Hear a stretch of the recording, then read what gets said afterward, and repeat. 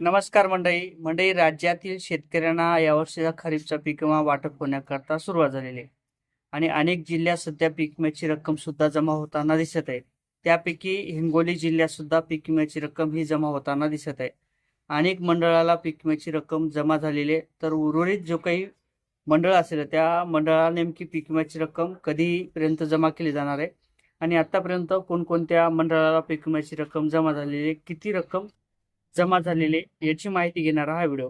नक्की चॅनलवर नवीन असाल तर चॅनलला सबस्क्राईब करा। म्हणजे ज्या अर्थी शेती पिकाचं मोठ्या प्रमाणात नुकसान झालेले आणि शेती पिकाचं नुकसान झाल्यानंतर मुख्यमंत्री फडणवीस यांनी सांगितल्याप्रमाणे 17,500 प्रमाणे पीक विम्याची रक्कम जमा होताना दिसत आहे। अनेक काही जिल्हे आहेत त्या जिल्ह्यात पीक विम्याची रक्कम ही कमी प्रमाणात जमा झालेली आहे।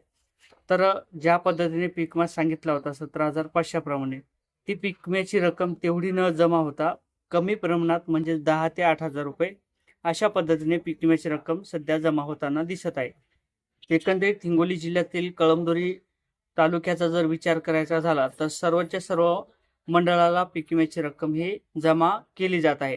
यापैकी डोंगरकडा एक मंडळ आहे, त्याचा पीक विम्याची रक्कम ही बाकी आहे। त्या पीक विम्याची रक्कम ही प्रतीक्षेत आहे। कॅल्क्युलेटचा जो काही पीक विमा असेल ते दाखवल्यानंतर त्या देखील मंडळाला पीक विम्याची रक्कम दिली जाणार आहे। आता शेनगावचं जर बघायचं झालं तर शेनगावच्या जवळपास अनेक मंडळाला पीक विम्याची रक्कम जमा झालेली आहे।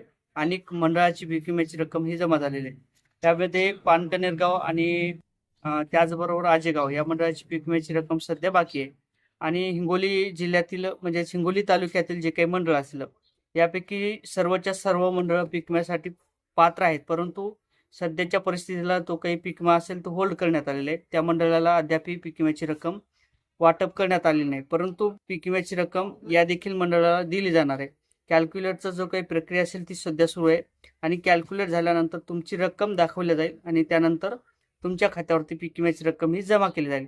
अशा पद्धतीने एक महत्त्वपूर्ण असं अपडेट होतं। नक्की चॅनलवर नवीन असाल तर चॅनलला सबस्क्राईब करा।